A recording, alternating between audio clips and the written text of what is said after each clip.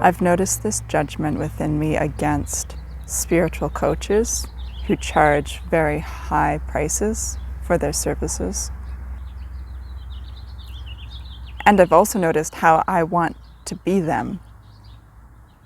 But then there's a judgment inside of me that that's immoral.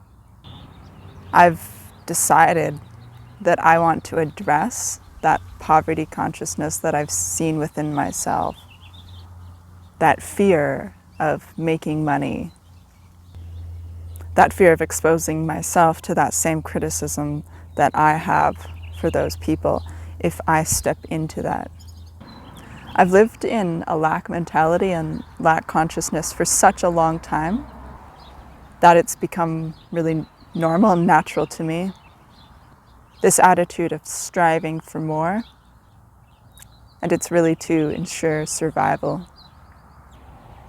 I started to see all the excuses within myself as to why I couldn't do that, because there was this fear of getting hurt. But then, how is someone going to hurt me? Maybe they can send some mean comments, but that's not going to hurt me.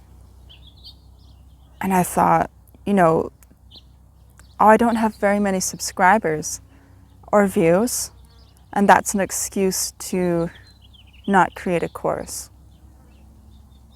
I could just create a course. What's going to happen if no one buys the course? Or the course is really bad. I think today is the first day since I made that decision where I'm experiencing a lot of doubt and insecurity. Wow. And when doubt and insecurity shows up, it's not just one thing, it'll come in waves. So it's not just me posting videos and doubting what I'm doing and doubting my ability to use it to make money, which I don't think is a bad thing. It's good to question. What am I doing? And then also, I got triggered by this guy at work again. I got all ready for work with my nice new shirt. No one was there, and there was a sign that said the internet was out, so I went back home. So it's a work from home day. Then we have our morning meeting. And then I got triggered because this guy that I've been talking about in previous videos said that he got a sunburn over the weekend. Isn't that the most ridiculous thing to get triggered over? But I'll show you how it happened. I've been feeling a lot of peace lately, feeling that I don't really want a relationship that much anymore. And that what I'm feeling a lot is this codependent attachment and this obsession over romance that we see in our society, and that's just conditioned into us, and it's like an addictive drug. So it's partly society, it's partly how we're wired. And I go through periods of obsessing over him, about imagining good things for the future between us, to really being really critical of this doesn't make sense for me to actually have a relationship with him. And now I'm starting to get periods of peace where I'm not thinking about him at all. But this morning in the meeting, he said he got a sunburn, and then my mind said, oh yeah, I've been delusional this whole time about there being anything between us, and he's had a girlfriend this whole time, and they went out in the sun together. And I've been delusional about thinking that he secretly has feelings for me too, and now I need to feel bad about myself. And it's this very specific feeling. I'm not sure what to call it. It's like the brain imagining that someone else is over on the side of the fence where the grass is greener and they're enjoying life and I'm here missing out. It's like that. And I'm so pathetic. And then my response to what I was feeling was like, oh no, not again. How long am I gonna deal with this? But like more of a, how long is this gonna show up in me? And less, when is he gonna confess his feelings? This is kind of funny since I recorded a video on twin flame bullshit yesterday.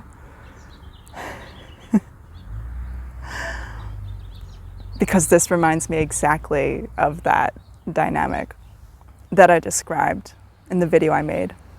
And I thought about, oh, what if this is just something you're working through and you met a rich, successful, handsome man tomorrow? Would you be interested in dating him? And the answer was not really. Like, I'm still being triggered, but now that most of the attachment to a relationship and to romance has been processed and felt through, there's no desire for romance or for love. And it's a bit strange. It's strange to the old me.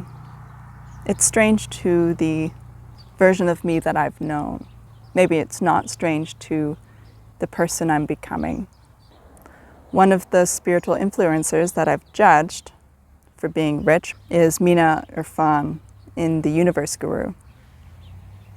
She has this model of stages: basic babe, who is like a victim; the self-aware Barbie, which is all about achievement but then gets too masculine; the $1 million babe, who taps back into feminine energy, and I'm not sure if she's not triggered anymore or she's just really good at working through being triggered.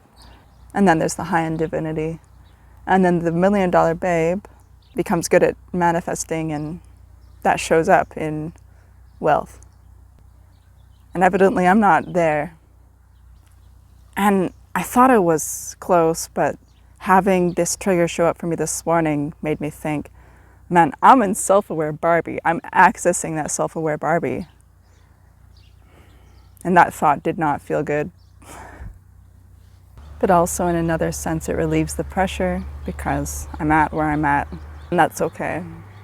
Releases the pressure to have realistic expectations.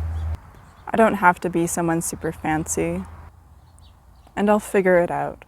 When it comes to your life, there isn't always right and wrong ways to do something, because when you're finding out and figuring out your unique path, you have to test and experiment and try things and really find out what works for you and what doesn't.